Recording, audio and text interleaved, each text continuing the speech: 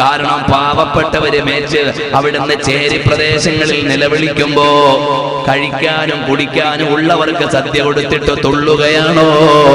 അവകാശികൾ നിലവിളിക്കുമ്പോൾ അനാവശ്യമായി പണം ചെലവഴിച്ചതല്ലേ?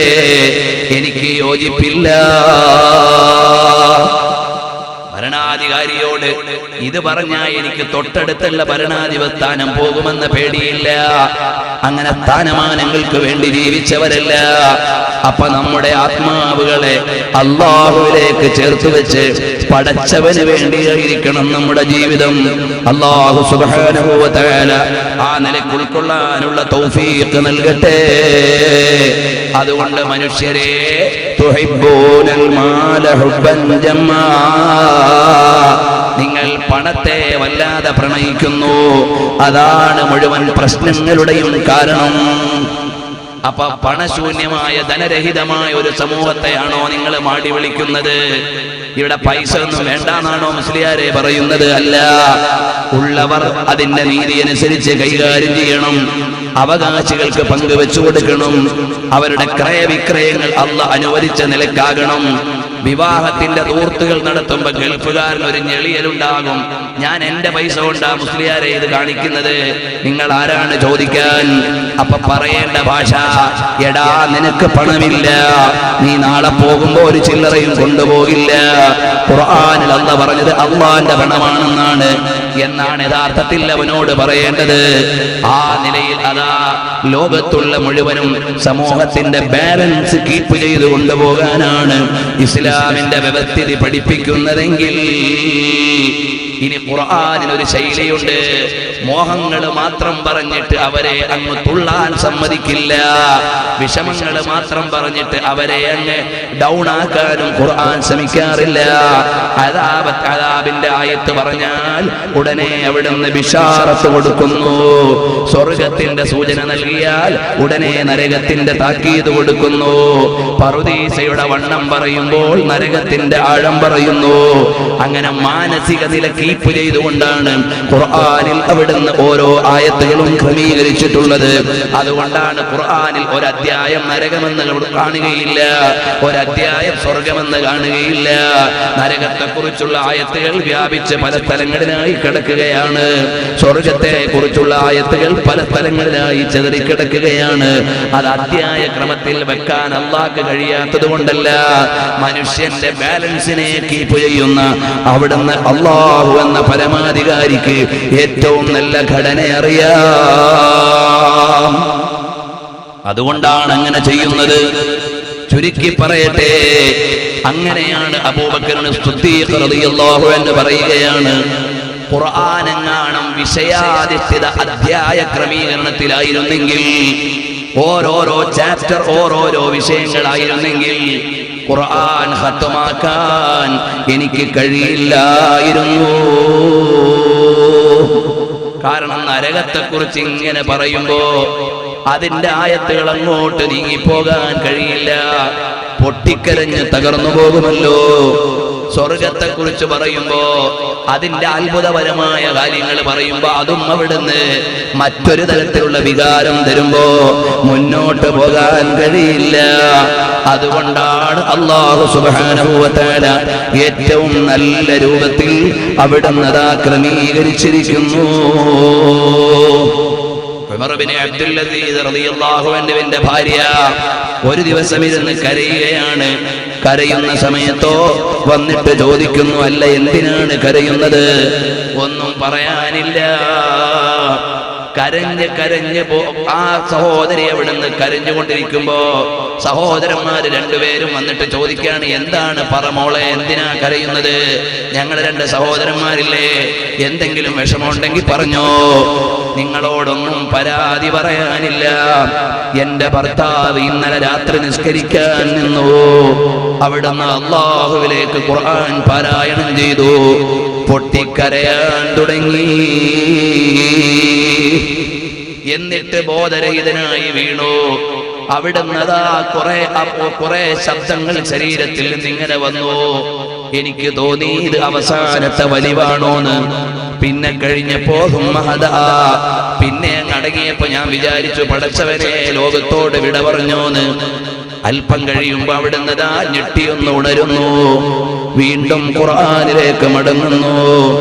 അങ്ങനെ സുബഹി വരെ അല്ലാഹുവിന്റെ കോടതിയിൽ കണക്ക് പറയണമല്ലോ എന്ന ആയത്ത് വരുന്ന ആശയം വരുന്ന ആയത്തോതിയിട്ട് കരയുകയാണ്. എന്റെ ഈ പ്രഭാഷണ സീഡിയിലൂടെ പല സ്ഥലത്തും കേൾക്കുന്നവരുണ്ടാകാം.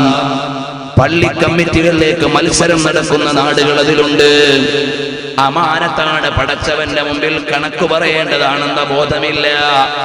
പള്ളി പ്രസിഡന്റ് സെക്രട്ടറിയുമാകാൻ ബാലറ്റ് പേപ്പർ വെച്ച് ഇലക്ഷൻ കമ്മീഷനെ കൊണ്ടുവന്ന് മത്സരം നടത്തുന്ന കാലമാണ്. കാരണം അതിന്റെ ഗൗരവം അവർക്കറിയുന്നില്ല. അവിടെയും പണമുള്ളവനും സാമൂഹിക സ്വാധീനമുള്ളവനും അല്ലെങ്കിൽ സ്വാധീനിക്കാൻ പറ്റുന്നവനും അധികാരത്തിലേക്ക് വരികയും പള്ളിയുടെ മിഹ്റാബ് ഏതാണെന്ന് പോലും അറിയാത്തവൻ ചിലപ്പോൾ സെക്രട്ടറി ആവുകയും ചെയ്യുന്നു. അങ്ങനെയുള്ള കാര്യങ്ങൾ പല സ്ഥലങ്ങളിലും നടന്നു വരുന്നുണ്ട്. ഇസ്ലാമികമായി ഐഡന്റിറ്റിയും അർഹതയുമുള്ളവനാണ് പള്ളിയുടെ പരിപാലകനാകേണ്ടത്. ഇന്നമാ യഅ്മുറു മസാജിദല്ലാഹി മൻ ആമന ബില്ലാഹ്. അല്ലാഹുവിനെ പേടിയുള്ളവനാകണം പള്ളിയുടെ കാര്യം കൈകാര്യം ചെയ്യേണ്ടത്. അത് ഇലക്ഷൻ വൽക്കരിച്ചിട്ട് പഞ്ചായത്താക്കാനുള്ളതല്ല, ബാലറ്റ് പേപ്പർ വെച്ചിട്ട് തെരഞ്ഞെടുപ്പാക്കാനുള്ളതല്ല. അവിടെയൊക്കെ നമ്മൾ ചെയ്യേണ്ടത് അല്ലാഹുവിന്റെ ദീനിന്റെ കൈകാര്യത്തിന് ഏറ്റവും അർഹതപ്പെട്ടവരെ കൊണ്ടുവരാൻ കഴിയണം. അത് പ്രായോഗികമായി നിലനിർത്തുന്ന പ്രസ്ഥാനമാണ് നമ്മുടെ സുന്നത്ത് ജമാഅത്തിന്റെ പ്രസ്ഥാനങ്ങളും സ്ഥാപനങ്ങളും. ഇവിടെ ഇത്രയും വലിയ അംഗസംഖ്യയുള്ള SYS ഇലക്ഷൻ ഇല്ല, വിദ്യാർത്ഥികളുടെ സംഘടനയായ SSF ഇലക്ഷൻ ഇല്ല. മഹാന്മാരായ ഇമാമുകൾ കാണിച്ചതുപോലെ കൂടിയിരിക്കുന്ന മോമിനീങ്ങൾ പരസ്പരം സമവായത്വത്തിലെത്തി ആർക്കാണോ ഇത് നന്നായി നയിക്കാൻ കഴിയുക അവരെ ഒരുമിച്ച് തിരഞ്ഞെടുത്തു കഴിഞ്ഞാൽ പിന്നെ അഭിപ്രായ വ്യത്യാസമില്ല. അല്ലാഹു ആ നിർമ്മലമായ ചുറ്റുവട്ടത്തിൽ തന്നെ ഈ പ്രസ്ഥാനങ്ങളെ നിലനിർത്തി തരട്ടെ. കാരണം ആലിമീങ്ങളുടെ കയ്യിലാണ് ഇതിന്റെ കടിഞ്ഞാൺ, സാദാത്തുക്കളുടെ സാരഥ്യത്തിലാണ് ഇതിന്റെ ചലനം. അതുകൊണ്ട് ഇവിടെ മത്സരങ്ങളില്ല, ബാലറ്റ് പേപ്പറില്ല. കൂടുന്ന ആളുകൾ മുഷാവറ ചെയ്ത് നമ്മുടെ ഈ പ്രസ്ഥാനത്തെ നയിക്കാൻ ഏറ്റവും കരുത്തുറ്റവരാരാണ് അവരെ എല്ലാവരും കൂടി സന്തോഷത്തോടെ ഏറ്റെടുക്കുന്നു. അല്ലാതെ സ്ഥാനമോഹങ്ങൾ എന്ന ലക്ഷ്യമേ ഇല്ല. അല്ലാഹു ആ കൃത്യമായ ഇഖ്ലാസ് ദീനിന്റെ ഖാദിമീങ്ങൾക്കും പ്രസ്ഥാന നായകന്മാർക്കും മുഴുവൻ അല്ലാഹു നിലനിർത്തി തരട്ടെ. കാരണം ഇത് ചോദ്യം ചെയ്യപ്പെടുമെന്ന് ഭയമുള്ളവരാണ്. SSFന്റെയും SYSന്റെയും ഒക്കെ പ്രസിഡന്റോ സെക്രട്ടറിയോ ആകുമ്പോ തുള്ളിച്ചാടലല്ല, ആ യോഗത്തിൽ നിന്ന് പൊട്ടിക്കരയലാണ്. കാരണം പടച്ചവനെ, വലിയൊരു ഉത്തരവാദിത്വമാണ് എന്നെ ഏൽപ്പിക്കാൻ പോകുന്നത്, എനിക്ക് നിർവഹിക്കാൻ പറ്റുമോ? അപ്പൊ ആ ഇമാമിങ്ങൾ പറഞ്ഞു തന്ന ചൈതന്യത്തെ ഏറ്റെടുത്ത് ഈ കാലഘട്ടത്തിന്റെ മുമ്പിലും ആ നൈർമല്യം നിലനിർത്തി കൊണ്ടുപോകുന്ന സുന്നത്ത് ജമാഅത്തിന്റെ പ്രസ്ഥാനങ്ങളാണ്. അല്ലാതെ ഇതിന് മറ്റേതെങ്കിലും വ്യവസ്ഥിതിയുടെ ഭാഷയിൽ വായിക്കേണ്ടതല്ല. അതുകൊണ്ട് ഈ സമുദായത്തോട് നമുക്ക് കൈമാറ്റം ചെയ്യേണ്ടത് അല്ലാഹുവിന്റെ വിശുദ്ധമായ ദീനിന്റെ ലോകത്തിന് മുഴുവനും ക്ഷേമം കൊടുക്കുന്ന, സമുദായത്തിന് ഭദ്രത നൽകുന്ന നല്ല നല്ല ആശയങ്ങളാണ്. ഇനി ചില താക്കീത് പറയണമല്ലോ. മോനെ അറിഞ്ഞോ, കല്ലാ ഇദാ ദുഃഖത്തിൽ അർളു ദക്കൻ ദക്കാ. ഭൂമി അവിടുന്ന് ധൂമധൂമങ്ങളായി ഇളകിപ്പൊളിഞ്ഞാൽ അങ്ങനെ ഒരു അന്ത്യനാള് മോനെ വരാനുണ്ട്. അതിനെക്കുറിച്ച് നിനക്ക് ബോധമുണ്ടാകണം. ഒരിക്കൽ C രാധാകൃഷ്ണൻ എഴുതിയ എഡിറ്റോറിയൽ ഞാൻ മറന്നിട്ടില്ല. ഈ ലോകം വികസിച്ചു വികസിച്ച് വീർത്ത ഒരു ബലൂൺ പോലെ പൊട്ടിപ്പോകുമോ? അതല്ല, ഈ വികസിച്ചുകൊണ്ടിരിക്കുന്ന ബലൂൺ കാറ്റൊഴിഞ്ഞിട്ട് അവിടുന്ന് ചൊട്ടിപ്പോകുമോ? കാറ്റ് വീർത്തിട്ട് പൊട്ടിപ്പോകുമോ? കാറ്റൊഴിഞ്ഞിട്ട് ചൊട്ടിപ്പോകുമോ? ഇങ്ങനെ രണ്ടാലൊന്ന് സംഭവിക്കണം. മീൻസ് ലോകം ഇവിടെ അവസാനിച്ചിരിക്കണം. അങ്ങനെയാണ് ഈ ലോകത്തിന്റെ ഗതി. അതിന്റെ അർത്ഥം 2020 ലോകം അവസാനിക്കുമെന്നല്ല. ചില ആളുകൾ അങ്ങനെ ചില കാഴ്ചപ്പാടുകളുമായി മായൻ കലണ്ടറും മറ്റേ കലണ്ടറും ഒക്കെയായി വന്നവരുണ്ട്. ചില ആളുകൾക്ക് ധൃതിയിൽ ഖിയാമത്ത് നാളാക്കണം, ചില ആളുകൾക്ക് ലോകം അവസാനിക്കില്ലെന്ന് പറയണം. എന്നാൽ ഇസ്ലാം അതിന് വ്യക്തമായ കാഴ്ചപ്പാട് പറഞ്ഞിട്ടുള്ളതാണ്. ഈ ലോകം ഒരു നാൾ അവസാനിക്കുകയും വ്യക്തമായ നീതിയുടെ ലോകം വരികയും ചെയ്യും. നമ്മുടെ കോടതികൾക്ക് ചിലപ്പോൾ പരമമായ നീതി നടപ്പിലാക്കാൻ കഴിയില്ല. അവർക്ക് ബോധ്യപ്പെട്ട നീതിയെ നടപ്പിലാക്കാൻ കഴിയൂ. അതിൽ ചിലപ്പോൾ നിരപരാധികൾ അഴിയെണ്ണേണ്ടി വരും. അതുകൊണ്ട് വ്യക്തമായ നീതി സംരക്ഷിക്കപ്പെടുന്ന കാലം വരണം. അവിടുന്ന് യഥാർത്ഥ നീതിമാന്മാരെയും യഥാർത്ഥ സദ്വൃത്തരെയും വിലയിരുത്തുന്ന കാലം വരണം. അത് മനുഷ്യന്റെ വിചാരം ആവശ്യപ്പെടുകയാണ്. എത്രയോ നിരപരാധികൾ അപരാധികളായി ചാപ്പകുത്തപ്പെട്ടിട്ടുണ്ട്. എത്രയോ നിരപരാധികൾ നീണ്ടകാലം അഴിയെണ്ണിയിട്ടുണ്ട്. അവർക്ക് നീതി കൊടുക്കാൻ ഒരു വ്യവസ്ഥിതി വേണ്ടേ? അല്ലെങ്കിൽ എന്നും അവരങ്ങനെ കിടന്നാ മതിയോ? പറ്റില്ല. അഹ്കമുൽ ഹാകിമീൻ, എല്ലാ ജഡ്ജിമാരെയും പിടിച്ചു കെട്ടിയിട്ട് നീതി നടത്തുന്ന ഒരു ദിനം വരണം. എടാ, നീ ഇന്ന സീറ്റിൽ ഇരുന്നവനാണ്, നീ ഒരു പാവപ്പെട്ടവനെ പരസ്യമായി പ്രതിക്കൂട്ടിൽ കയറ്റിയില്ലേടാ എന്ന് അള്ളാഹുവിന്റെ കോടതിയിൽ എല്ലാ ഖാദിമാരും എല്ലാ ഹാക്കിമീങ്ങളും എല്ലാ വിധികർത്താക്കളും എല്ലാ ന്യായാധിപന്മാരും എല്ലാ പരാതിക്കാരും വരുന്ന ഒരു കാലം വരും. അപ്പോൾ അങ്ങനെ ഒരു ആധ്യാത്മിക സമൂഹത്തിന് മാത്രമേ ഇവിടെ മാറ്റമുണ്ടാക്കാൻ കഴിയൂ. അതാണ് നബി സല്ലല്ലാഹു അലൈഹി വസല്ലം തങ്ങൾ ആ കള്ളുകുടിയന്മാരും പെണ്ണുപിടിയന്മാരും ചൂതുകളിയന്മാരും ധിക്കാരികളുമായ ഒരു സമൂഹത്തെ അവിടുന്ന് അട്ടർ ചേഞ്ച് വരുത്തി ഫുള്ളി അവരെ കൺവേർട്ട് ചെയ്യിപ്പിക്കാൻ റസൂലുള്ളാഹി തങ്ങൾക്ക് കഴിഞ്ഞത്. അവർക്ക് ആദ്യം കൊടുത്തത് അല്ലാഹുവിനെ ആരാധിക്കണമെന്ന സന്ദേശമാണ്. മിൻ ഇബാദത്തിൽ ഇബാദി ഇലാ ഇബാദത്തി റബ്ബിൽ ഇബാദ്. പടച്ചവനെന്ന് എല്ലാം അറിയുന്ന ഒരു അധികാരി ഉണ്ടെന്ന ബോധം പഠിപ്പിച്ചു കൊടുത്തു. ഇവിടെ നാം വിശദീകരിച്ചിട്ടുണ്ട്. ഇന്ന റബ്ബക ലബിൽ മിർസാദ്, അല്ലാഹു നമ്മെ നിരീക്ഷിച്ചു കൊണ്ടിരിക്കുന്നുണ്ട്. അങ്ങനെ ഒരു ബോധം സൃഷ്ടിച്ചപ്പോൾ പിന്നെ എത്ര സിമ്പിളായിട്ടാണ് കള്ളുകൂടി നിരോധിച്ചത്. ഒരു ചെറിയ പ്രസ്താവനയിലൂടെയാണ് അവിടുന്ന് വ്യഭിചാരത്തെ ഇല്ലായ്മ ചെയ്തത്, ചൂതാട്ടത്തെ മാറ്റിക്കളഞ്ഞത്. അങ്ങനെ എല്ലാ നീതിനിഷ്ഠമായ സംസ്ഥാപനത്തിനും ഹബീബായ മുഹമ്മദുർ റസൂലുള്ളാഹി സ്വല്ലല്ലാഹു അലൈഹി വസല്ലം തങ്ങൾക്ക് കഴിഞ്ഞത് അവിടുത്തെയുടെ വ്യക്തമായ ഇലാഹി സിദ്ധാന്തത്തിൽ അധിഷ്ഠിതമായ നിയമവ്യവസ്ഥിതിയായതുകൊണ്ടാണ്. തജല്ലിയാത്ത് ആപ്സേ തഖയ്യുലാത്ത് ആപ്സേ, അവിടുന്നാണ് നബിയെ സർവ്വതും. കാരണം എന്താ? ചുനിയോ ചുന മക്കീനോ മക്കാൻ ജമീനോ ജമാൻ തുമ്ഹാരേ ലിയേ. കാരണം ഇലാഹി ദാനത്തിന്റെ കവാടമായി കാരുണ്യത്തിന്റെ കവാടമായി വെച്ചതാണ് ഹബീബുൽ വറാ മുഹമ്മദുർ റസൂലുള്ളാഹി സല്ലല്ലാഹു അലൈഹി വസല്ലം. ഇത് റഹ്മത്തിന്റെ പത്താണ്, റഹ്മത്ത് നബിയാണ്. ഇത് നബി സല്ലല്ലാഹു അലൈഹി വസല്ലം തങ്ങളെ പ്രത്യേകം അറിയേണ്ട പത്താണ്. അവ്വലുഹു റഹ്മാ, ഹബീബായ നബിയല്ലേ നമ്മളെ വിളിച്ച് ആദർശത്തിലേക്ക് ചേർത്തു തന്നത്. അപ്പൊ ഹബീബിനെ കൂടുതൽ അറിയേണ്ട പത്താണിത്. കാരണം വമാ അർസൽനാക ഇല്ലാ റഹ്മത്തൽ ലിൽ ആലമീൻ. നബി സല്ലല്ലാഹു അലൈഹി വസല്ലം തങ്ങളാണ് ഇരുട്ടിൽ നിന്ന് വെളിച്ചത്തിലേക്ക് മാനവികതയെ മുഴുവനും മാറ്റിക്കൊണ്ടുവന്ന് അധികാരസ്ഥാനങ്ങളൊന്നും ആവശ്യപ്പെടാതെ, ഒരു ചെറിയ ചിത്രം പോലും നിങ്ങൾ എടുക്കാൻ പറയാതെ, ഒരു പ്രതിമ പോലും സ്ഥാപിക്കാതെ 1500 കൊല്ലം നിത്യജ്യോതിസായി മനോഹൃദയങ്ങളിൽ അവിടുത്തെ ആംഗ്യവിക്ഷേപങ്ങളടക്കം മനഃപ്പാടമായി നിലനിൽക്കുന്ന ഒരു നേതാവ് ലോക ചരിത്രത്തിലില്ല. കാരണം എന്താ? കഹാ ജാതാ high രഹ്തേ high ദൂല ഫഖത് മദീനെ may മൗലത് high രഹ്തേ high വോ ആശിഖോൻ കെ സീനെ മേ. ഹബീബ് ജീവിക്കുന്നത് കേവലമായ ഗാലറിയിലല്ല, തെരുവിലുള്ള പ്രതിമയിലല്ല, ഏട്ടിലുള്ള ചിത്രത്തിലല്ല, മറ്റെവിടെയെങ്കിലുമുള്ള താൽക്കാലികതകളിലല്ല, നിറജ്യോതിസായി മനസ്സിൽ നിലനിൽക്കുന്നു. മദ്രസയിലെ 2ാം ക്ലാസ്സിലെ കുഞ്ഞിനെ വിളിച്ചിട്ട് മുഹമ്മദ് മുസ്തഫ എന്ന് പറയുമ്പോ സ്വലാത്ത് വരുന്നു. കാരണം എന്താ?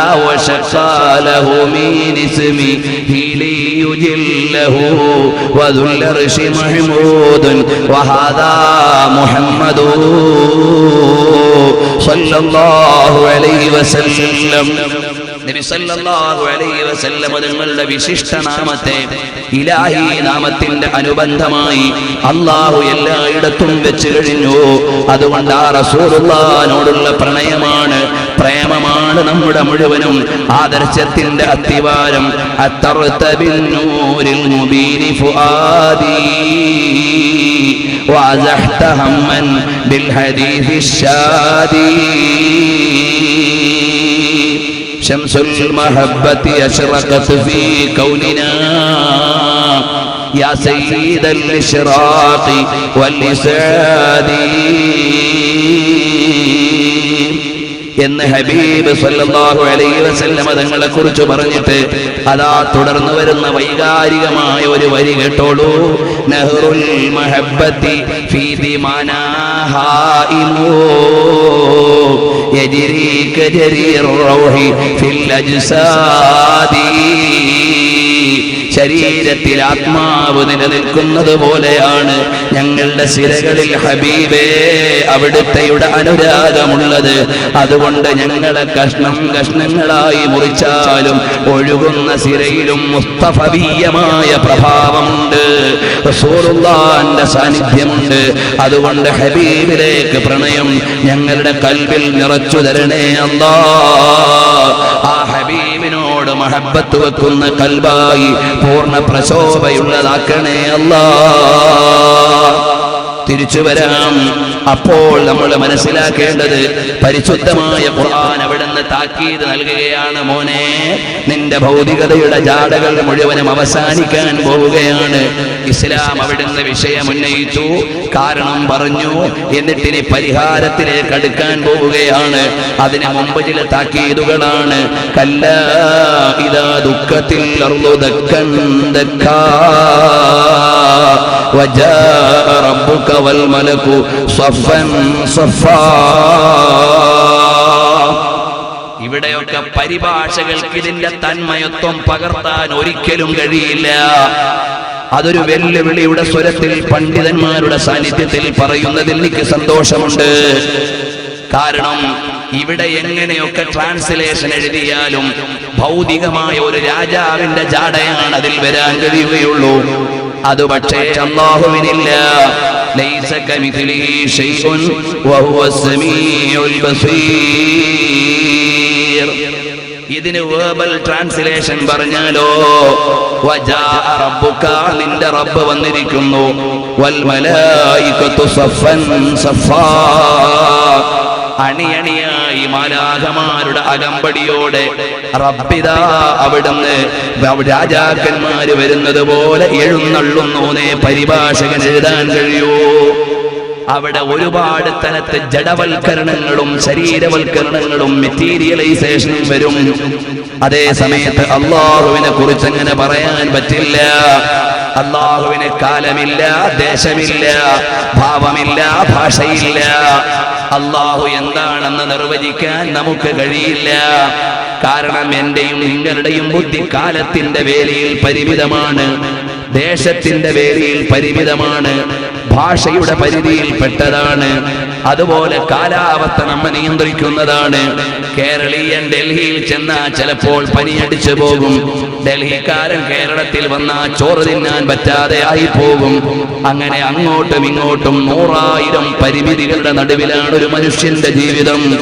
ഈ പരിമിതികളെയെല്ലാം ലോകത്തിന് മുഴുവനും വിശാലമായി ഉൾക്കൊള്ളുന്ന അധികാരിയായ റബ്ബിനെ വേണ്ടതുപോലെ ഉൾക്കൊള്ളാൻ, അവന്റെ സത്തയെക്കുറിച്ച് പഠിക്കാൻ നമുക്ക് പരിമിതിയുണ്ട്. അതാണ് ഇമാമുന ശാഫിഈ റളിയല്ലാഹു അൻഹുവിനോട് ഇമാം മുസ്നി തങ്ങൾ ചോദിച്ചു. ഇമാം ബൈഹഖി അവിടുന്ന് മനാഖിബുൽ ഇമാം ശാഫിഈ രേഖപ്പെടുത്തി, അള്ളാഹുവിന്റെ സത്തയെക്കുറിച്ചുള്ള ചില വിചാരങ്ങൾ. അപ്പൊ മഹാനവറുകൾ ചോദിച്ചു, മോനെ, മാനത്തെത്ര നക്ഷത്രങ്ങളുണ്ട്? എനിക്കറിയില്ല. അതിന്റെ വർഗങ്ങളും ഉരുവങ്ങളും ഒക്കെ അറിയുമോ? അറിയില്ല. അപ്പ പരീക്ഷണ ഘട്ടത്തിൽ മഹാനവറുകൾ ചോദിച്ചു, മോനെ, വുളൂവുമായി ബന്ധപ്പെട്ട ചില മസലകൾ ചോദിച്ചു. അപ്പൊ പെട്ടെന്ന് പറയാൻ കഴിഞ്ഞില്ല. അപ്പൊ പറഞ്ഞു, ദിവസവും 5 നേരം കൈകാര്യം ചെയ്യേണ്ട വുളൂഇന്റെ മസലകൾ പോലും പരിപൂർണമായി ഉൾക്കൊണ്ടിട്ടില്ല. കാണുന്ന നക്ഷത്രങ്ങളെ പോലും എണ്ണി തിട്ടപ്പെടുത്താൻ പരിമിതിയുണ്ട്. എന്നിട്ടാണോ ഇതിന്റെ മുഴുവനും വിധാതാവായ, അവിടെ ഇതിന്റെ മുഴുവനും പരിപാലകനായ പടച്ചവന്റെ സത്തയെ എനിക്ക് ഉൾക്കൊള്ളണമെന്ന് നീ വാദിക്കുന്നത്? മോനെ, നിന്റെ ബ്രെയിൻ ഒരു പ്രത്യേക സോഫ്റ്റ്വെയർ ചെയ്തുകൊണ്ട് ഇറക്കിയതാണ്. ആ സോഫ്റ്റ്വെയറിൽ മാത്രമേ അത് ഓപ്പൺ ആവുകയുള്ളൂ. നിന്റെ ഫയൽ വേർഡിൽ ചെയ്തതാണ്.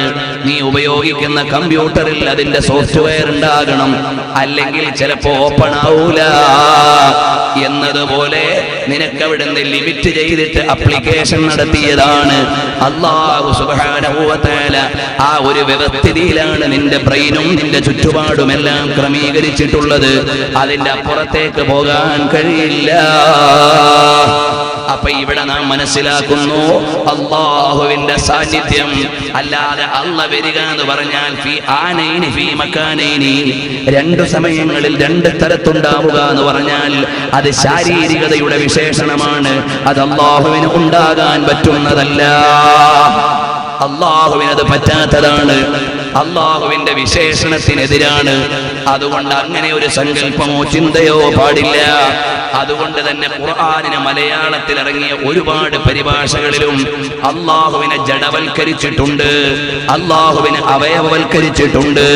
അല്ലാഹു അർശിന്മേൽ ആസനസ്ഥനായി എഴുതിയിട്ടുണ്ട്. ആസനം എന്ന് പറഞ്ഞാൽ മലയാളത്തിൽ ചന്തി എന്നാണ്. ആസനസ്ഥെന്ന് പറഞ്ഞാൽ ചന്തി കൊണ്ട് ഇരുന്നു എന്നാണ്. അത് അല്ലാഹുവിനെ കുറിച്ച് പറയാൻ പറ്റാത്തതാണ്. ഭാഷ വേറെ ഇല്ലാത്തത് കൊണ്ട് എഴുതി വെച്ചിട്ടുള്ളതാണ്.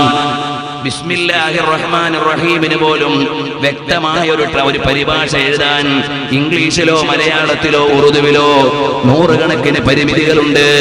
പരമകാരുണികനും കരുണാനിധിയുമായ ദൈവത്തിന്റെ നാമത്തിൽ എന്ന അപൂർണ ആഖ്യാനമാണ് മലയാള പരിഭാഷയിലുള്ളത്. In the name of Allah most merciful and gracious എന്ന് ഇംഗ്ലീഷിൽ വരുന്നതും ഒരു കംപ്ലീറ്റ് സെന്റൻസ് അല്ല.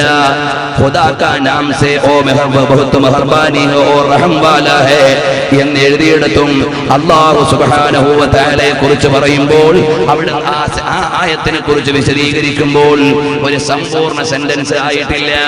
അതുകൊണ്ടാണ് ഉറുദുവിൽ വ്യാഖ്യാനം എഴുതുമ്പോ ബഹുമാനപ്പെട്ട ഇമാമെ അഹ്മദ് റിളാ ഖാൻ ബറേൽവി റഹ്മത്തുള്ളാഹി അലൈഹി ഖുദാ കാ നാം സേ ശുറൂ ഹേ ഓ ബഹുത് മെഹർബാനി ഹേ ഓ റഹം വാലാ ഹേ എന്ന സമ്പൂർണമായ ആശയം തരുന്ന വിധത്തിൽ അതിന് വ്യാഖ്യാനമേ എഴുതിയിട്ടുള്ളൂ. നേരെയുള്ള വാചകമായ പരിഭാഷ എഴുതിയാൽ പരിശുദ്ധമായ ഖുർആനിന്റെ മൂല്യം അവിടുന്ന് പകർന്നു കൊടുക്കാൻ കഴിയില്ല.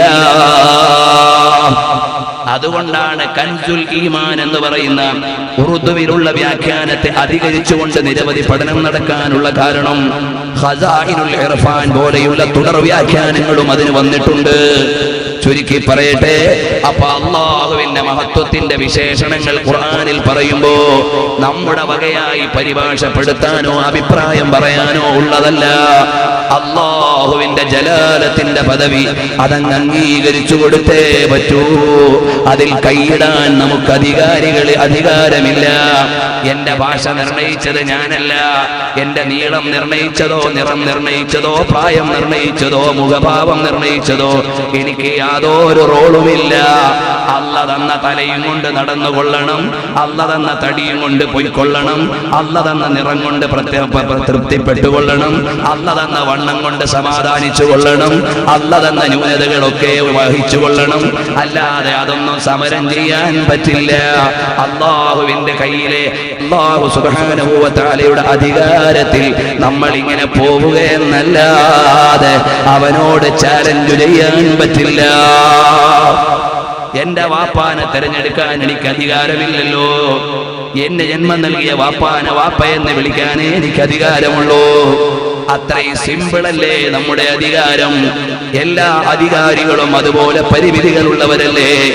അല്ലാതെ അതൊക്കെ ഇങ്ങനെ മറന്നിട്ട് ഞങ്ങൾ വലിയ പ്ലാസ്റ്റിക് മോഡേണൈസ്ഡ് പോസ്റ്റ് മോഡേൺ എന്നൊന്നും പറഞ്ഞിട്ട് ആ യാഥാർത്ഥ്യങ്ങൾ നിഷേധിക്കാൻ കഴിയില്ല. അങ്ങനെ ഇസ്ലാമിനെ ആധുനികവൽക്കരിക്കാൻ ശ്രമിച്ചതാണ് ഇന്ന് മുസ്ലിം ലോകം നേരിടുന്ന ഏറ്റവും വലിയ വെല്ലുവിളി. ഇസ്ലാം ഹെദാരി എന്ന പേരിൽ മലേഷ്യയിൽ തുടങ്ങി ഇസ്ലാമിനെ ആധുനികവൽക്കരിച്ച് ആധ്യാത്മികതയുടെ ചിഹ്നങ്ങളെ മുഴുവനും നിഷേധിക്കാൻ അവിടെ ജഡവൽക്കരിക്കപ്പെടുകയല്ലേ ചെയ്തത്. അതുകൊണ്ട് നമ്മൾ അടിസ്ഥാന മൂല്യങ്ങളിൽ നിന്ന് മാറാതെ ആനുകാലികമായി ഇടപെടാനുള്ള ഇസ്ലാമിന്റെ വ്യാപ്തി ഉപയോഗപ്പെടുത്തിയാൽ തന്നെ മതി, അല്ലാതെ അസ്തിത്വത്തെ നിഷേധിക്കേണ്ടതില്ല. അതിനാദ്യം നമുക്ക് പ്രൈമറി നോളജ് ഇസ്ലാമിനെ കുറിച്ചുണ്ടാകണം. നമുക്കിന്ന് ഇസ്ലാമിക് നോളജിന് യാതൊരു ഇമ്പോർട്ടൻസും ഇല്ല. നമ്മൾ പഠിക്കും, ഒന്നുകിൽ എന്റെ മകൻ ഏതെങ്കിലും ഒരു പ്രൊഫഷണൽ ആകണമെന്ന വിചാരമേ ഉള്ളൂ.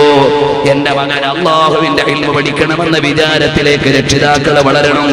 അത് ഇരുലോക രക്ഷയുടെ കാരണമാണെന്ന് മനസ്സിലാക്കണം. ഇംഗ്ലീഷ് മീഡിയത്തിൽ എന്റെ മകൻ പോയി പഠിക്കുന്ന ഭൗതിക വിദ്യാഭ്യാസത്തെക്കാളും ഇമ്പോർട്ടന്റ് ആണ് അവന്റെ ഇരുലോക വിജയത്തിന്റെ ആത്മീയ വിദ്യാഭ്യാസമെന്ന് എഴുതി പഠിപ്പിച്ച് നടപ്പിലാക്കാതെ രക്ഷപ്പെടാനില്ല. പിന്നീട് വിദ്യാഭ്യാസ മേഖലകളൊക്കെ മാറിയിട്ട് പിന്നെ അത് റിക്കവർ ചെയ്യാനും കഴിയില്ല. നമ്മളാണ് മക്കളുടെ മനസ്സിൽ നട്ടുപിടിപ്പിക്കേണ്ടത്. മോനെ, ഇരുലോക രക്ഷയ്ക്കുള്ള വിജ്ഞാനമാണ് നിന്റെ മദ്രസ വിജ്ഞാനം. അതിന് കൃത്യമായി സമയം കൊടുത്ത് പഠിപ്പിച്ചിരിക്കണം. മറ്റേത് ഇവിടുത്തെ ജീവിതത്തിന് മാത്രമുള്ളതാണ്. അത്രയും പ്രാധാന്യമേ അതിനുള്ളൂ. അതല്ലേ മഹാനായ തഴവ ഉസ്താദ് പറഞ്ഞിട്ടുണ്ട്, ഭൗതിക വിദ്യ വാഹനം കൊള്ളാമടോ, ആത്മീയ വിദ്യയാണ് അതിന്റെ ബ്രേക്കടോ. എത്ര സാരവത്തായ വാചകമാണ്. അതുകൊണ്ട് നമ്മൾ അല്ലാഹുവിനെ അറിയണം, ഖുർആനിന്റെ ഭാഷ മനസ്സിലാക്കണം. വജാഅ റബ്ബുക വൽ മലായികതു സഫൻ സഫാ وجيء يومئذ بجهنم يومئذ يتذكر الإنسان وأنى له الذكرى. അപ്പോഴാണ് ശിക്ഷക്ക് ധിക്കാരികളെ മുഴുവനും പിടിച്ചുകെട്ടാനുള്ള നരകമതാ വരുന്നു, ആനയിക്കപ്പെടുന്നു. അതിന് പലവിധ ആഖ്യാനങ്ങളുമുണ്ട്. ചില ആളുകളൊക്കെ എന്ത് ചെയ്യും, മുൻകാല ഖുർആൻ വ്യാഖ്യാനങ്ങളിലുള്ള ചില ആലങ്കാരിക പ്രയോഗങ്ങളെ കൊണോട്ട് ചെയ്യാൻ വേണ്ടി ചില ആളുകൾ വരാറുണ്ട്. ഉദ്യമിക്കേണ്ടതില്ല. കാരണം നമുക്ക് പരിചയപ്പെടുന്ന ഒരു ഭാഷയിലേ പറഞ്ഞു തരാൻ കഴിയുകയുള്ളൂ. അതുകൊണ്ട് ഓരോ കാലത്തെയും പണ്ഡിതന്മാർ അതാതുകാലങ്ങളിൽ ലഭ്യമായ ലേറ്റസ്റ്റ് ഉദാഹരണങ്ങൾ ജനങ്ങൾക്ക് ആയത്തുകളെയും ഹദീസുകളെയും വിശദീകരിക്കുമ്പോൾ പറഞ്ഞു കൊടുക്കാൻ ശ്രമിച്ചിട്ടുണ്ട്. അച്ചുതണ്ടെന്ന് മനസ്സിലാകാത്ത ഒരു തലമുറയോട് കാളയുടെ കൊമ്പ് പോലെ എന്ന് സ്വാമി പറയാനുള്ള കാരണം, അന്ന് അച്ചുതണ്ട് എന്ന് മനസ്സിലാകുന്ന സൊസൈറ്റിയല്ല. അതേ സമയത്ത് കാളയുടെ കൊമ്പിന്റെ നടുവിൽ ഒരു പന്ത് വെച്ചാൽ എങ്ങനെ ഉണ്ടാകും എന്നവര് പറഞ്ഞു കൊടുത്തത് ആ കാലത്തുള്ള ആളുകൾക്ക് അതേ മനസ്സിലാകൂ, അല്ലാതെ ഇമാമിങ്ങളെ കയ്യേറ്റം ചെയ്യേണ്ടതില്ല. ഇന്നത്തെ ആളുകൾക്ക് അച്ചുതണ്ടെന്ന് പറഞ്ഞാൽ മനസ്സിലാകും, മൊബൈൽ എന്ന് പറഞ്ഞാൽ മനസ്സിലാകും. കുറച്ചു കൊല്ലം മുമ്പുള്ളവരോട് ഈ മൊബൈലിനെ കുറിച്ച് പറഞ്ഞാൽ എന്തെങ്കിലും ഉൾക്കൊള്ളുമോ? അപ്പൊ അതാതു കാലങ്ങളിൽ ഉൾക്കൊള്ളാവുന്ന വിധത്തിൽ അനുവദിക്കപ്പെട്ട സ്ഥലങ്ങളിൽ വ്യാഖ്യാനങ്ങൾ നടത്തിയപ്പോൾ അത് അവതരണ ശൈലികൾ മാത്രമാണ്. അതാണ് മുഫസ്സിറുകൾ മുഴുവനും നടത്തിയിട്ടുള്ളത്, ഖുർആൻ വ്യാഖ്യാനങ്ങളിലുള്ളത്. അത് വിമർശിക്കപ്പെടേണ്ടതല്ല. ഇന്നത്തെ സൊസൈറ്റിക്ക് ഏത് ലാംഗ്വേജിൽ പറഞ്ഞാലാണോ മനസ്സിലാവുക ആ ലാംഗ്വേജിലാണ് പറഞ്ഞു കൊടുക്കേണ്ടത്. പണ്ടോ മോനെ മലക്കുകളെ രേഖപ്പെടുത്തുന്നുണ്ടോ എന്ന് പറയുമ്പോ അവിടെ ഇമാജിനേഷൻ വരുന്നത് ബുക്കും പേനയും ഉണ്ടെന്നായിരിക്കാം. ഇന്നത്തെ കുട്ടിയോട് അല്ലാഹു തആല നമ്മുടെ കർമ്മങ്ങൾ രേഖപ്പെടുത്തുന്നുണ്ടോ എന്ന് പറഞ്ഞാൽ അവന്റെ സങ്കല്പങ്ങൾ ഒന്നുകൂടി ഡെവലപ്ഡായി. അതിന് ബുക്കും പേനയും തന്നെ വേണമെന്നില്ല, ലാപ്ടോപ്പ് തന്നെ വേണമെന്നില്ല, അല്ലാതെ തന്നെയും ക്യാച്ച് ചെയ്യാനുള്ള സംവിധാനങ്ങളുള്ള കാലമാണ്. അപ്പൊ അവന്റെ ഇമാജിനേഷൻ മാറിപ്പോയി. എന്നാൽ അതിന്റെ ശരിയായ ഘടന എങ്ങനെ, അത് അല്ലാഹുവിന് മാത്രമേ അറിയൂ. മീസാൻ എന്ന് പറഞ്ഞാൽ എന്താണ്? അല്ലാഹു അഅലം ബിമുറാദിഹി. അതിന്റെ ശരിയായ സത്ത അറിയില്ല. ഇതുപോലെ ഇലാഹിയായ വിജ്ഞാനങ്ങൾക്ക് അതിൻ്റെതായ അതോറിറ്റി ഉണ്ട്. അത് വിട്ടുകൊടുക്കാൻ നമുക്ക് കഴിഞ്ഞാലേ ഇസ്ലാമിനെ വേണ്ടതുപോലെ അവതരിപ്പിക്കാൻ കഴിയുകയുള്ളൂ. അപ്പൊ വജീഅ യൗമൈദിൻ ബിജഹന്നമ യൗമൈദിൻ യതദക്കറുൽ ഇൻസാനു വഅന്നാ ലഹു ദിക്റാ. നരകമാനയിക്കപ്പെടുമ്പോഴാണ് മനുഷ്യനിങ്ങനെ ആലോചിക്കും, പടച്ചവനെ, പണ്ട് തിരൂര് ടൗൺ ഹാളിൽ നിന്നൊരു മുസ്ലിയാരും അതിനു മുമ്പ് വലിയ വലിയ ആലിമീങ്ങളും അതിനു മുമ്പ് വലിയ തലയെടുപ്പുള്ള പണ്ഡിത ശ്രേഷ്ഠന്മാരുമൊക്കെ പരലോകം വരുമെന്നും വിചാരണയുണ്ടെന്നുമൊക്കെ പറഞ്ഞിരുന്നല്ലോ റബ്ബേ.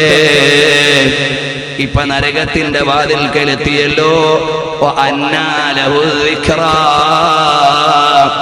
ഇപ്പൊ വിചാരിച്ചിട്ടൊരു കാര്യവുമില്ല മോനെ, കോടതി പിരിഞ്ഞു, ന്യായത്തിന് വിലയില്ല. അപ്പോൾ ഇവിടെ പറഞ്ഞ യാഥാർത്ഥ്യങ്ങളെ ഉൾക്കൊള്ളാത്തവര് വിഷമിക്കുകയാണ്.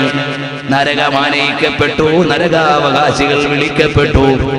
അപ്പോഴാണ് പടച്ചോനെ, പണ്ട് വയലിൽ പറഞ്ഞ നരകമാണല്ലോ, ഖുർആനിൽ പറഞ്ഞ നരകമാണല്ലോ, ഉസ്താദുമാര് ഭീഷണിപ്പെടുത്തിയ നരകമാണല്ലോ, ഇതാ വന്നിരിക്കുന്നു എന്ന് അപ്പ വകതിരിവുണ്ടായിട്ട് കാര്യമില്ല. ഇവിടെ രണ്ടു നിലയിൽ വ്യാഖ്യാതാക്കൾ പോകുന്നുണ്ട്. ഒന്ന്, അവന്റെ പഴയകാല ചെയ്തിയെ കുറിച്ച് അവൻ ഓർക്കും, അങ്ങനെ ഇങ്ങനെയൊക്കെ ചെയ്തു പോയല്ലോന്ന്. അങ്ങനെ ആലോചിച്ചിട്ട് ഇപ്പൊ യാതൊരു കാര്യവുമില്ല. അതല്ല, ഇതൊക്കെ ഉണ്ടാകുമെന്ന് ഞങ്ങളോട് മുമ്പ് പറഞ്ഞിരുന്നല്ലോ എന്ന കാര്യമാണ് അവൻ അനുസ്മരിക്കുകയെന്നും, ഇപ്പൊ അങ്ങനെ അനുസ്മരിച്ചിട്ട് പ്രത്യേകിച്ച് കാര്യമൊന്നുമില്ല എന്നും അവിടുന്ന് വിളിക്കപ്പെടുന്നു. എന്നിട്ടതാ മനുഷ്യൻ പറയുകയാണ്, യഖൂലു യാ ലൈതനീ ഖദ്ദംതു ലിഹയാതീ. പടച്ചവനെ, അന്ന് പറഞ്ഞപ്പോ നിസ്കാരം നിർവഹിക്കാമായിരുന്നു, നോമ്പെടുക്കാമായിരുന്നു, തറാവീഹ് നിസ്കരിക്കാമായിരുന്നു, സൽക്കർമ്മങ്ങൾ ചെയ്യാമായിരുന്നു. യഖൂലു യാ ലൈതനീ ഖദ്ദംതു ലിഹയാതീ. എന്റെ ഈ പരലോക ജീവിതത്തിന് വേണ്ടി എന്തെങ്കിലുമൊക്കെ പണ്ട് ചെയ്യാമായിരുന്നു. സന്ധ്യാസമയങ്ങളിൽ ക്ലബിൽ കഴിഞ്ഞ സമയമുണ്ടായിരുന്നു, കമ്പനി അടിച്ച് കറങ്ങി നടന്ന സമയമുണ്ടായിരുന്നു, ഫുട്ബോൾ തലക്ക് പിടിച്ച് തല ഫുട്ബോളാക്കിയ കാലമുണ്ടായിരുന്നു, എന്നിട്ട് ജീവൻ പണയം വെച്ച കാലമുണ്ടായിരുന്നു. അങ്ങനെ ഈ ജീവിതത്തിലെ എല്ലാം വഴിമാറിപ്പോയ ഒരു കാലത്ത് നേരെ ചൊവ്വേ ജീവിച്ചിട്ട് വല്ലതുമൊക്കെ ചെയ്യാമായിരുന്നു. അപ്പോഴാണ് നമ്മൾ കണ്ട കുറെ ഫക്കീർമാര് ഞെളിഞ്ഞിങ്ങനെ നടക്കുന്നത് കാണാം. ഇന്നലില്ലാഹി ഇബാദൻ ഫുതനാ തല്ലഖുദ്ദുനിയ വഖാഫുൽ ഫിതനാ. ഇതൊക്കെ അവസാനിക്കുമെന്ന് കാലേ കൂട്ടി കണ്ട് കർമ്മപദങ്ങളെ നീതിവൽക്കരിച്ച ധർമ്മനിഷ്ഠയോടെ മുന്നോട്ട് പോയ ഒരു സഞ്ചയം ആളുകൾ നാട്ടിൽ നിന്നപ്പോ അവര് നല്ല തുണിയും കുപ്പായൊന്നും ഇല്ലായിരുന്നു. ചെറിയ വീട്ടിലാണ് അവര് താമസിച്ചത്. വാഹനത്തിൽ പോകാൻ അവർക്ക് കഴിഞ്ഞിരുന്നില്ല. നടന്നാണ് അവര് ജീവിച്ചത്. ഞങ്ങൾ ഉപയോഗിച്ചത് പലതും അവർക്ക് സങ്കല്പിക്കാൻ പോലും കഴിഞ്ഞിരുന്നില്ല. ലോകം തിരിയാത്തവനെ, ഔട്ട് ഓഫ് ഫാഷനെ എന്നൊക്കെ വിളിച്ചിരുന്നു. പക്ഷേ ഇപ്പൊ ഇതാ ഞെളിഞ്ഞു നടക്കുന്നു. അവരെ നരകത്തിലേക്ക് വിളിക്കുന്നില്ല. അല്ലാഹു നമ്മെ സ്വാലിഹീങ്ങളിൽ പെടുത്തി തരട്ടെ. യഖൂലു യാ ലൈതനീ ഖദ്ദംതു ലിഹയാതീ. പടച്ചവനെ, എന്റെ ഈ ജീവിതത്തിന് വേണ്ടി വല്ലതുമൊക്കെ ഒരുക്കി വെക്കാമായിരുന്നു എന്നിങ്ങനെ ആലോചനാപൂർവം പറയുകയാണ്. അപ്പൊ ഈ ആത്മീയതയുടെ വേദിയിൽ നിന്ന് നമ്മുടെ മനസ്സുകൾ ഖുർആനിലേക്ക് ലയിച്ച് ഇളകണം. നമ്മൾ ഖുർആൻ പാരായണം ചെയ്ത് ഉൾക്കൊള്ളണം. നേരത്തെ ഇവിടെ സംഭാഷണത്തിൽ ഹുസൈൻ താണി സാറ് പറഞ്ഞതുപോലെ ഖുർആനിന്റെ ലാംഗ്വേജിന് അർത്ഥമറിയാതെ തന്നെ ചില മെസ്സേജുകൾ കൈമാറാനുണ്ട്. ഖിയാമത്ത് നാളിനെ കുറിക്കുന്ന ആയത്തുകൾക്ക് ഒരു കിടുക്കവും കുലുക്കവും ഒക്കെയുണ്ട്.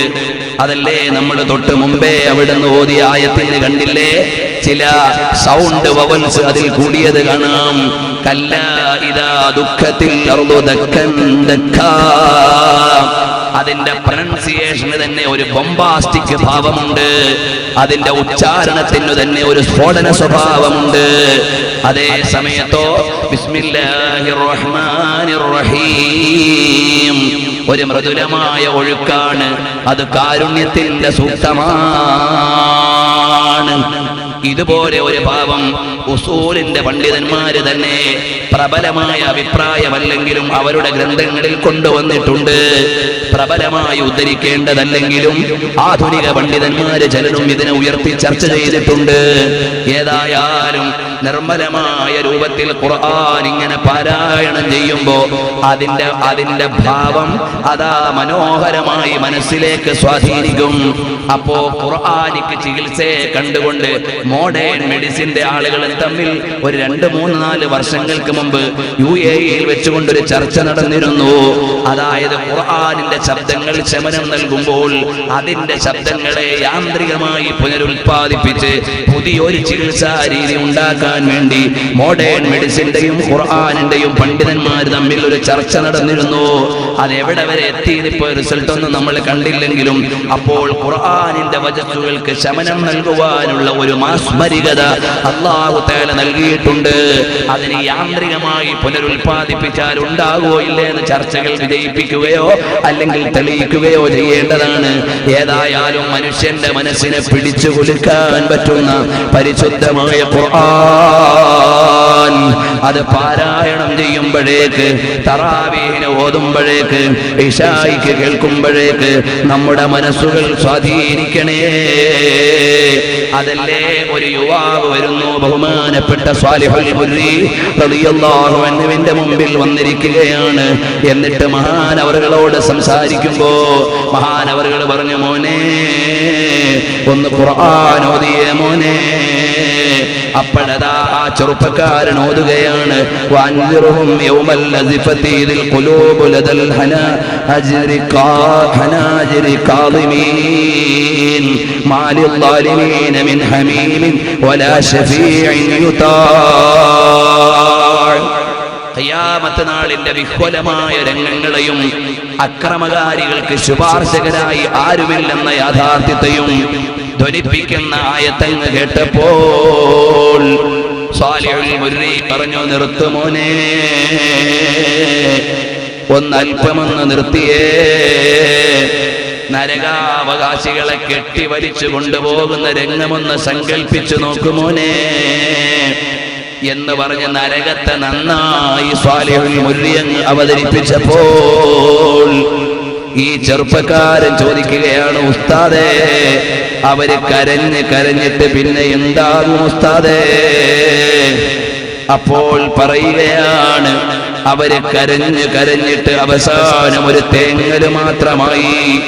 അവരുടെ ദൃശ്യമെത്ര മോശമാണ്, അവരുടെ മടക്കത്താനം എത്ര തീജ്വാലകൾ നിറഞ്ഞതാണ് എന്ന് നന്നായി എന്ന് അവതരിപ്പിച്ചപ്പോ അവിടെ കൂടിയവര് മുഴുവനും നിലവിളിക്കുന്നു.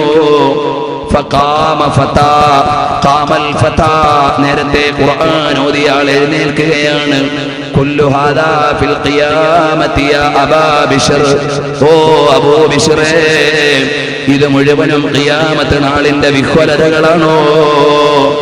ഖാല, മഹാനവറുകൾ പറയുന്നു, നഅം, അതേ മോനെ, യബ്ന അഖീ, കുഞ്ഞു സഹോദരന്റെ മോനെ.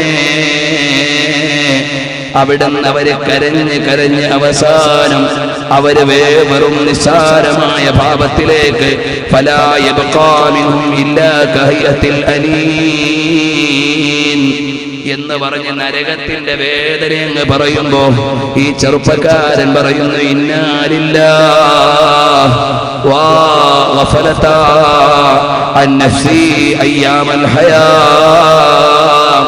ഞാൻ ലോകത്ത് ജീവിക്കുമ്പോ പടച്ചവനെ മറന്ന്, പരലോകത്തെ മറന്ന്, ആത്മീയതയെ മറന്ന്, ഇവിടുത്തെ ജീവിതം, ഇവിടുത്തെ വീട്, ഇവിടുത്തെ ജോലി, ഇവിടുത്തെ പണം, ഇവിടുത്തെ സംഖ്യ, ഇവിടുത്തെ സ്ഥാനം, ഇവിടുത്തെ മാനം, ഇവിടുത്തെ ആഭിജാത്യം, ഇവിടുത്തെ അംഗീകാരം, അതൊക്കെ ആലോചിച്ച് മാത്രം നടന്ന് എന്റെ ഗതകാല കഷ്ടമേ. وتفريطي في أيام الحياة في طاعتك يا سيدا. അല്ലാഹുവേ, നിനക്ക് ആരാധന ചെയ്യാതിരുന്ന എന്റെ കഷ്ടകാലമേ. അലാ തളീഇ ഉംരി ഫീ ദാരി ദുനിയാ, ഭൗതിക ജീവിതത്തിന് വേണ്ടി ഞാൻ ഹോമിച്ചു കളഞ്ഞ എന്റെ ജീവിതമേ. ثم بكى واستقبل القبلة, പിന്നെയും ഈ ചെറുപ്പക്കാരൻ കരഞ്ഞിട്ട് ഖിബിലക്ക് അഭിമുഖമാവുകയാണ്. എന്നിട്ട് അല്ലാഹുവിനോട് ദുആ ചെയ്യുകയാണ്, അങ്ങനെ അതാ നരകത്തെ കുറിച്ച് മുഴുവനും പേടിച്ച് കേട്ട് പേടിച്ച് വരുന്നുണ്ട്. അല്ലാഹുവേ, നിന്നിലേക്ക് ഞാനിതാ മടങ്ങുന്നു.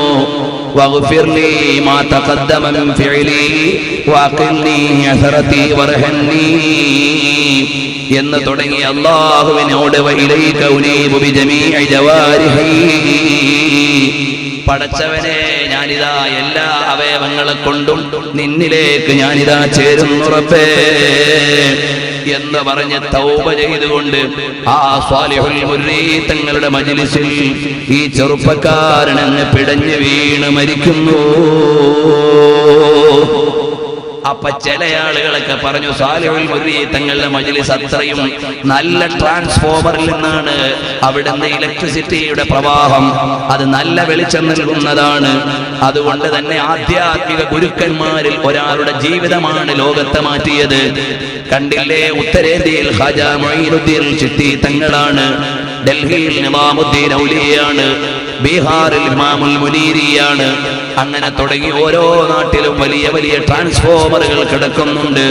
ബഖ്തിയാരിൽ കാക്കി ദഹ്ലവിയുണ്ട്.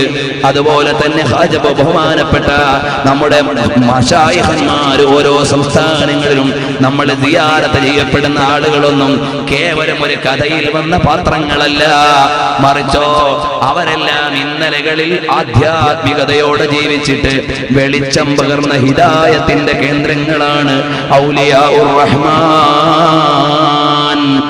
അവർക്ക് നമ്മളെപ്പോലെ ശബ്ദമയമായ വചനം വേണ്ടായിരുന്നു, നമ്മളെപ്പോലെ സംഘാടനത്തിന്റെ വ്യവസ്ഥിതി വേണ്ടായിരുന്നു. അവർ വ്യക്തികൾ വലിയ പ്രസ്ഥാനങ്ങളായിരുന്നു. വിളിക്കാതെ ആളുകളെത്തി, മെമ്പർഷിപ്പ് എടുക്കാതെ അംഗങ്ങളായി, കൽപ്പിക്കാതെ വിധേയരായി, മാടി വിളിക്കാതെ അനുസരിച്ചു. അങ്ങനെ യാന്ത്രികമായ ഒരു ആത്മീയ സംവിധാനത്തിലാണ് ഖാജാ മുഈനുദ്ദീൻ തങ്ങൾ ആധ്യാത്മിക ഭാരതത്തിന്റെ സാരഥ്യം വഹിച്ച് ഇന്നും അവിടെ വിശ്രമിക്കുന്നത്. ഇന്നും സുൽത്താനുൽ ഹിന്ദു തന്നെ. അവിടത്തേക്ക് വെളിച്ചം കൊടുത്ത കേന്ദ്രം അതാഉർ റസൂൽ. മദീന സേ ജലക്ക് ബഗ്ദാദ് പहुंच गई. അവിടുന്ന് ബഗ്ദാദിലേക്കാണ് നേരെ വന്നത്. ഉദർ സേ അജ്മീർ പहुंच गई. അവിടുന്ന് അജ്മീർ മലയുടെ മുകളിൽ വന്നിരുന്നതേ ഉള്ളൂ. അപ്പോഴേക്ക് വരാൻ തുടങ്ങി. ഇദാ ജാഅ നസ്റുല്ലാഹി വൽ ഫത്ഹ്, അല്ലാഹുവിന്റെ സഹായം വന്ന് ആരാധന എടുക്കുകയും അല്ലാഹുവിന്റെ ഫുതൂഹാത്തുകൾ ലഭിക്കുകയും ചെയ്തപ്പോ, ഇദാ ജാഅ നസ്റുല്ലാഹി വൽ ഫത്ഹ് വറഅയ്തൻ നാസ്, ജനങ്ങളെ കാണുന്നില്ലേ, അവരെ മുഴുവനും സംഘമായി നമ്മുടെ ഇമാമുകളിലേക്ക് വരുന്നു, ഇസ്ലാമിലേക്ക് വരുന്നു. ഫീ ദീനില്ലാഹി അഫ്വാജാ, അതിന്റെ ഒരു പുലർച്ചയല്ലേ ഈ ഇമാമുകളെല്ലാം. നമ്മുടെ നാട്ടിൽ ഇസ്ലാം കൊണ്ടുവന്ന മഹാന്മാരായ സ്വഹാബികളും താബിഈകളും അവരെല്ലാം വലിയ വലിയ ട്രാൻസ്ഫോമറുകളായിരുന്നു, ആധ്യാത്മികതയുടെ കേന്ദ്രങ്ങളായിരുന്നു. അവരെ നിഷേധിച്ചുകൊണ്ട് ഇസ്ലാമില്ല, ഇന്നലകളെ അവഗണിച്ചിട്ടൊരു ഇസ്ലാമില്ല. പാരമ്പര്യത്തിന്റെ ആധ്യാത്മികതയെ കളഞ്ഞിട്ടുള്ള ഇസ്ലാം ശണ്ഡീകരിക്കപ്പെട്ട ഇസ്ലാമാണ്. ആത്മീയതയെ മാറ്റിവെച്ചുകൊണ്ടുള്ള പൊളിറ്റിക്കൽ ഇസ്ലാം അവിടുന്ന് ജഡീകരിക്കപ്പെട്ട ഇസ്ലാമാണ്. നേരത്തെ പറഞ്ഞതുപോലെ ചിരിക്കാനുള്ള മതം, കരയാനുള്ള മതം, ആലിംഗനം ചെയ്യാനുള്ള മതം, ഹബീബിന്റെ മദ്ഹ് കേൾക്കുമ്പോൾ ലയിക്കാനുള്ള മതമാണ്. യാ സയ്യിദൽ അബ്റാരി ഹബ്ബുക ഫീ ദമീ നഹ്റുൻ അലാ നഹ്വി സ്വബാബതി ജാരി. അനുരാഗത്തിന്റെ ലയങ്ങളെ സിരകളിലേക്ക് ലയിപ്പിച്ചു വെച്ച് ഹബീബിലേക്ക് ചേരുന്ന ആധ്യാത്മിക പ്രണയത്തിന്റെ തന്ത്രികളല്ലേ നമ്മുടെ ശരീരത്തിൽ ഓടേണ്ടത്. അപ്പൊ പിശാചിന് അവിടെ സ്ഥാനമില്ല. ഇദാ സലക ഉമറു ഫീ തരീഖിൻ സലക ശൈത്താനു ഫീ തരീഖിൻ ആഖറ. ഉമർ റളിയല്ലാഹു അൻഹു വന്നാൽ പോലും അവിടെ പിശാച് വരില്ല. എന്നാൽ റസൂലുള്ളാഹിന്റെ പ്രണയം സിരയിലേക്ക് വന്നാൽ പിശാച് അടുക്കുക കിട്ടുകയില്ല. സ്വാദിഖായ മഹബ്ബത്ത് അല്ലാഹു നമ്മുടെ ഖൽബിൽ തരട്ടെ. റസൂലുള്ളാഹിനോട് പ്രണയം വർദ്ധിപ്പിച്ചു തരട്ടെ. സല്ലല്ലാഹു അലൈക യാ റസൂലല്ലാഹ്. അവസാനത്തെ ഒരു സൂക്തം കൂടി പറഞ്ഞ് ഞാൻ അവസാനിപ്പിക്കുകയാണ്. അവിടുന്ന് അല്ലാഹു തആല അന്ന് ശിക്ഷിക്കും പോലെ വേറൊരിക്കലും വേറെ ആരും ശിക്ഷിക്കാനില്ല. അല്ലാഹുവിന്റെ ലാ യുഹിഖു വസഖഹു അഹദ്, അല്ലാഹുവിന്റെ ബന്ധനത്തെ പോലെ ബന്ധിക്കാൻ ഒരു അധികാരിക്കും കഴിയില്ല, അതിനെ അഴിക്കാൻ ഒരാൾക്കും കഴിയില്ല. ഇനി അവസാന സുവിശേഷത്തിലേക്ക് വരികയാണ്. പ്രാപഞ്ചിക ദൃഷ്ടാന്തങ്ങൾ പറഞ്ഞ് ഗതകാല ചരിത്രത്തിൽ നിന്ന് പാഠമുണർത്തി ചെയ്യേണ്ട കർമ്മങ്ങളിലേക്ക് ശ്രദ്ധ തിരിച്ച് ചെയ്തില്ലെങ്കിലുള്ള അബദ്ധം ഓർമ്മപ്പെടുത്തി ഇനി സാന്ത്വനത്തിന്റെ വചനത്തിലേക്കാണ് ഖുർആൻ വരുന്നത്. യാ അയ്യതുവൻ നഫ്സുൽ മുത്മഇന്നതു ർജിഇ ഇലാ റബ്ബികി റാദിയതൻ മർദിയ ഫദ്ഖുലി ഫീ ഇബാദി വദ്ഖുലി ജന്നതി. യാ അയ്യതുവൻ നഫ്സുൽ മുത്മഇന്ന, അല്ലയോ അല്ലാഹുവിലേക്ക് വിലയം പ്രാപിച്ച ആത്മാവേ. ഔലിയാക്കളുടെ ഭാഷയിൽ ഇവിടെ ഒരുപാട് വിശദീകരണം അർഹിക്കുന്നുണ്ട്. നഫ്സുൽ അമ്മാറയുണ്ട്, നഫ്സുൽ ലവ്വാമയുണ്ട്. ആ ഘട്ടങ്ങളെല്ലാം കഴിഞ്ഞു വരുന്ന നഫ്സുൽ മുത്മഇന്ന, അല്ലാഹുവിൽ വിലയം പ്രാപിച്ച ആത്മാവ്, കൽപ്പനകൾക്കനുസരിച്ച് മാത്രം ചലിക്കാവുന്ന അവസ്ഥയിലേക്ക് എത്തിയ ആത്മാവ്, അല്ലാഹുവിന്റെ കരുണയിൽ നിന്ന് എല്ലാം പ്രതീക്ഷയർപ്പിച്ച ആത്മാവ്. ഈ സ്റ്റേജിൽ നിന്നുകൊണ്ട് ഔലിയാക്കന്മാര് പറഞ്ഞ ചില വാചകങ്ങളുണ്ട്. അല്ലാഹു അനുവദിച്ചത് തന്നെ പലതും ഔലിയാക്കന്മാര് അവിടുന്ന് സൂക്ഷ്മതയ്ക്ക് വേണ്ടി ഒഴിവാക്കിയിട്ടുണ്ട്. അല്ലാഹുവിന്റെ കൽപ്പനകളെ ഒന്നും അവരെതിർത്തിട്ടില്ല, അവര് ചെയ്യേണ്ടതൊന്നും ചെയ്യാതിരുന്നിട്ടില്ല, വിരോധങ്ങളെ അവര് ചെയ്തിട്ടില്ല. പക്ഷേ അല്ലാഹുവിലേക്ക് മാത്രം പ്രണയം കൊണ്ട് ചാലിങ്ങനെ ബദ്ധരായി. അങ്ങനെ മഹാത്മാക്കളുടെ ഭാഷകൾ അറിയാത്ത ചില ആളുകൾ എന്തു ചെയ്യും? ഇസ്ലാമിന്റെ ആത്മീയതയെ തെറ്റായി വ്യാഖ്യാനിക്കുകയും ആത്മീയതയില്ലെന്ന് നിരസിക്കുകയോ ആത്മീയതയെ കൃത്രിമമായി ചിത്രീകരിക്കുകയോ ചെയ്യുന്ന രണ്ട് ഭാവങ്ങളും ഇന്ന് ഇസ്ലാമിനെതിരെ വെല്ലുവിളി ഉയർത്തുന്നുണ്ട്. എന്നാൽ അതതിന്റെ ശൈലിയിലാണ് പോകേണ്ടത്. അതിന് മറുപടി എന്തേ ഉള്ളൂ?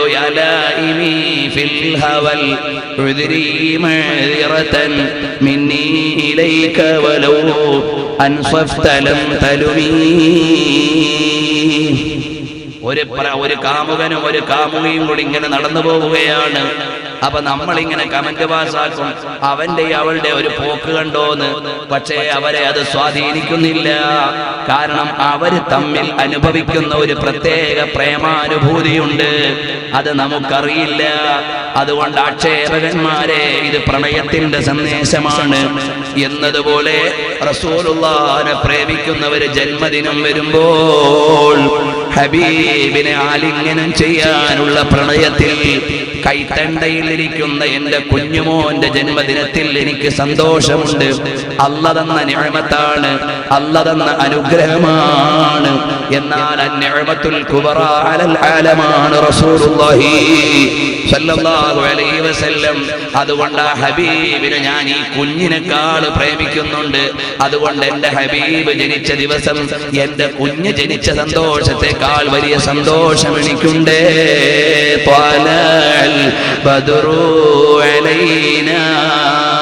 അത് കൃത്രിമമായി നിർമ്മിക്കപ്പെടേണ്ടതല്ല, യാന്ത്രികമായി പ്രഭവിക്കേണ്ടതാണ്. അത് ഭാഷയിൽ പരിമിതപ്പെടുന്നതല്ല, ആത്മാവിൽ വിലയം പ്രാപിക്കുന്നതാണ്. കാരണം എന്താ? പ്രണയം എന്താണെന്ന് പറയാൻ എനിക്കറിയില്ല. അൽ ഹുബ്ബു ഹർഫാനി ഹാഉം ബഅദഹാ ബാഉ യലൂദു ഇൻദ മഅനിഹൽ ഹിബ്ബാഉ. പ്രേമമെന്ന് പറഞ്ഞാൽ അറബിയിൽ ഹാഉം ബാഉം കൂടുന്ന ഹുബ്ബ് എന്ന രണ്ടക്ഷരങ്ങളാണ്. എന്നാൽ യലൂദു ഇൻദ മഅനിഹൽ ഹിബ്ബാഉ, എനിക്കത് വിശദീകരിക്കാൻ അറിയില്ല. പ്രേമിക്കുന്നവരതിന്റെ മധു അനുഭവിക്കുന്നുണ്ട്. ഉഹിബ്ബുക ലാ തഫ്സീറ ഇൻദി ലിസബവതി ഉഹിബ്ബുക ഇൻദി വൽ ഹവാ ലാ യുഫസ്സറു.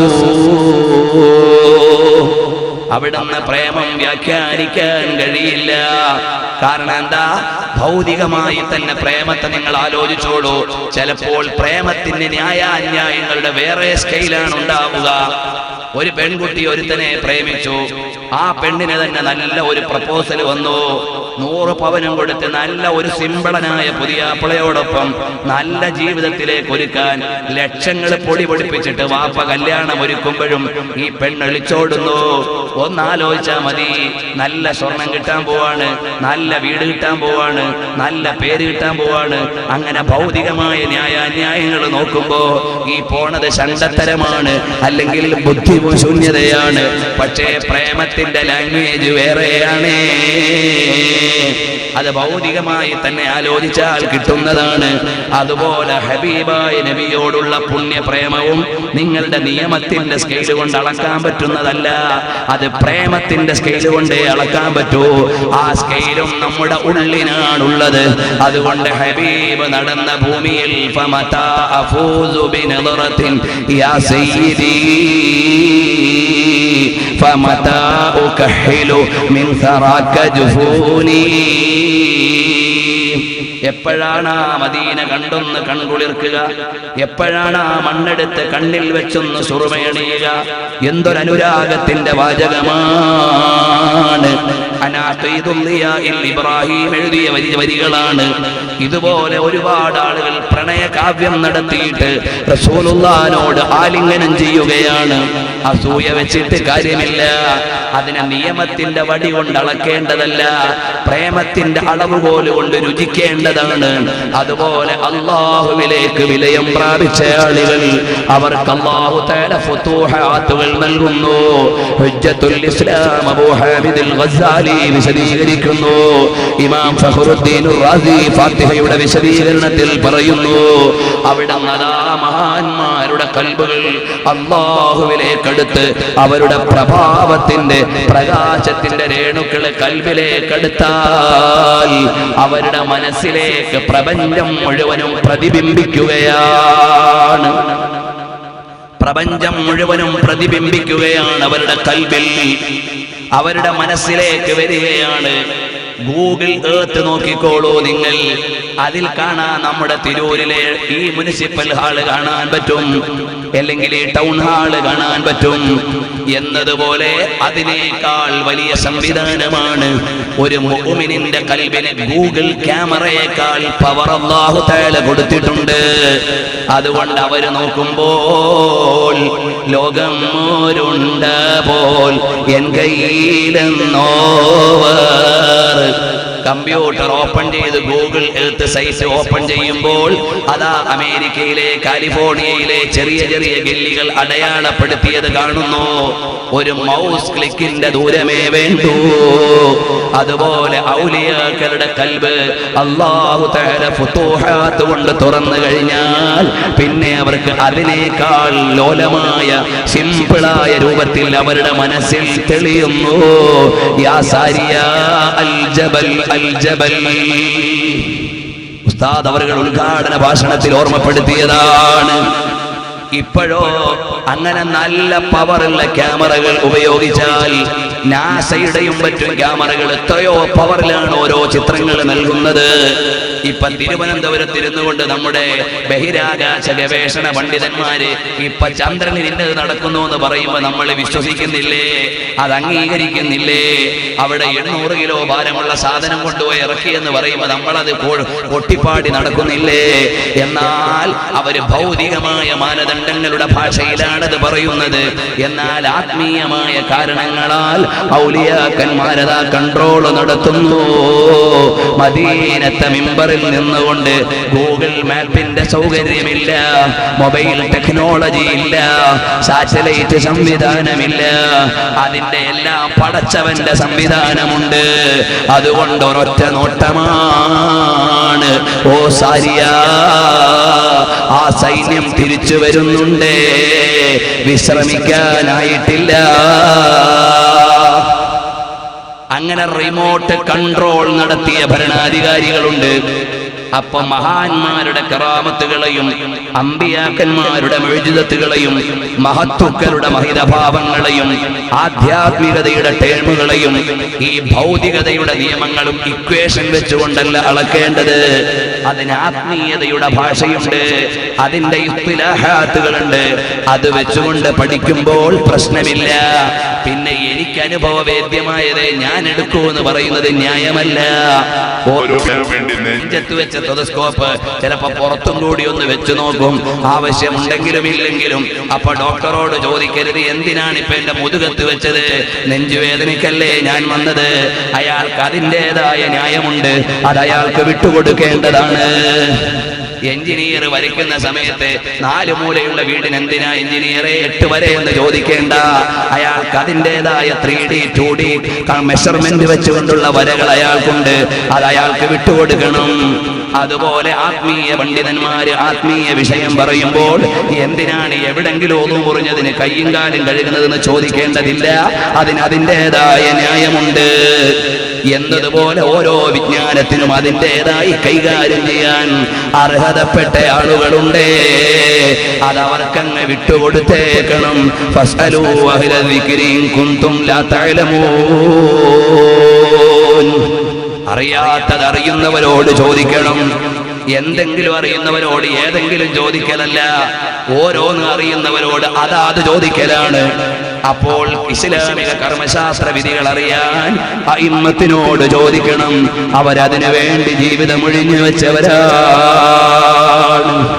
ശാഫിഈ ഇമാം റളിയല്ലാഹു അൻഹുവിന്റെ ജീവിതം അതിനായിരുന്നു. അഹ്മദ് ബിൻ ഹംബൽ ശൈബാനിയുടെ ജീവിതം അതിനായിരുന്നു. മാലിക് ബിൻ അനസ് തങ്ങളുടെ ജീവിതം അതിനായിരുന്നു. ബഹുമാനപ്പെട്ട ഇമാം അബൂ ഹനീഫത്തുൽ കൂഫി തങ്ങളുടെ ജീവിതം അതിനായിരുന്നു. ഇമാമുൽ ഇസ്ഫറായിനിയുടെ ജീവിതം അതിനായിരുന്നു. ലൈസ് ബിൻ സഅദ് റളിയല്ലാഹു അൻഹുവിന്റെ ജീവിതം അതിനായിരുന്നു. ഇമാമുൽ മുസനിയുടെയും നബവിയുടെയും ഹറമൈനിയുടെയും റളിയല്ലാഹു അൻ കുല്ലി വാഹിദിൻ മിൻഹും അജ്മഈൻ അവരെ ആത്മീയതയുടെ ടെലസ്കോപ്പുകൾ ഉണ്ടാക്കിയവരും ടെലസ്കോപ്പുകൾ കൈകാര്യം ചെയ്തവരും മൈക്രോസ്കോപ്പ് നിർമ്മിച്ചവരും അങ്ങനെ ആ മേഖലയിൽ അതോറിറ്റി ഉള്ളവരാണ്. അവരെ അങ്ങനെ വിട്ടുകൊടുത്താൽ ഇവിടെ യാതൊരു പ്രതിസന്ധികളും വരാനില്ല. അപ്പൊ നമുക്ക് വരാം. യാ അയ്യതുഹൻ നഫ്സുൽ മുത്മഇന്ന, അല്ലാഹുവിലേക്ക് ലയിച്ചിട്ട് സാന്ത്വനം നേടിയ ആത്മാവേ, ഇർജിഇ ഇലാ റബ്ബികി, നീ നിന്റെ റബ്ബിലേക്ക് മടങ്ങിക്കോ. അല്ലാഹുവിൽ നിന്ന് വന്നവനാണെന്ന സൂചനയല്ലേ. അല്ലാഹുവിലേക്ക് മടങ്ങിക്കോ. റാദിയതൻ മർദിയ, സംതൃപ്തമായി തൃപ്തി സ്വീകരിച്ച് മടങ്ങിക്കോ, കടന്നോ. ഫദ്ഖുലി ഫീ ഇബാദി വദ്ഖുലി ജന്നതി,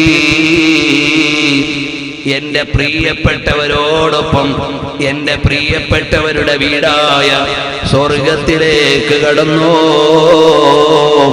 അല്ലാഹുമ്മ ജഅൽനാ മിൻഹും, അല്ലാഹുമ്മ ജഅൽനാ മിൻഹും, അല്ലാഹുമ്മ ജഅൽനാ മിൻഹും. അബ്ദുല്ലാഹി ഇബ്നു അബ്ബാസ് തങ്ങൾ വഫാത്താകുന്നു. കഫൻ പുടവ പൊതിഞ്ഞുകൊണ്ടിരിക്കുമ്പോൾ ഒരു ചെറിയ പ്രാക്കുഞ്ഞിനെ പോലെയുള്ള പറവ വന്ന് അതിന്റെ ഉള്ളിലേക്ക് കയറുന്നു. അതൊരു ആധ്യാത്മികതയുടെ ശൈലിയാണെന്നതുകൊണ്ട് പരതാൻ നിന്നില്ല. ഖബറിന്റെ ഉള്ളിലേക്ക് മഹാനവറുകളെ വെച്ചപ്പോൾ അകത്തു നിന്ന് കേൾക്കുന്നു, യാ അയ്യതുഹൻ നഫ്സുൽ മുത്മഇന്ന ഇർജിഇ ഇലാ റബ്ബികി റാദിയതൻ മർദിയ ഫദ്ഖുലി ഫീ ഇബാദി വദ്ഖുലി ജന്നതി. റഈസുൽ മുഫസ്സിരീൻ അബ്ദുല്ലാഹി ഇബ്നു അബ്ബാസ് തങ്ങളെ കൊണ്ടുവന്ന് ഖബറിടത്തിലേക്ക് കിടത്തുമ്പോ ഖബറിൽ നിന്ന് അശരീരി വന്നു സ്വർഗത്തിലേക്ക് പോയേ. അതുപോലെ ഇമാമിങ്ങളെല്ലാം അവരുടെ ജീവിതത്തിന്റെ പര്യവസാനങ്ങളിൽ ശുഭസൂചനകൾ നൽകിയിട്ട് യാത്ര പറഞ്ഞവരാണ്. ഞാൻ എന്റെ വിഷയാവതരണം തൽക്കാലം അവസാനിപ്പിക്കുന്നു.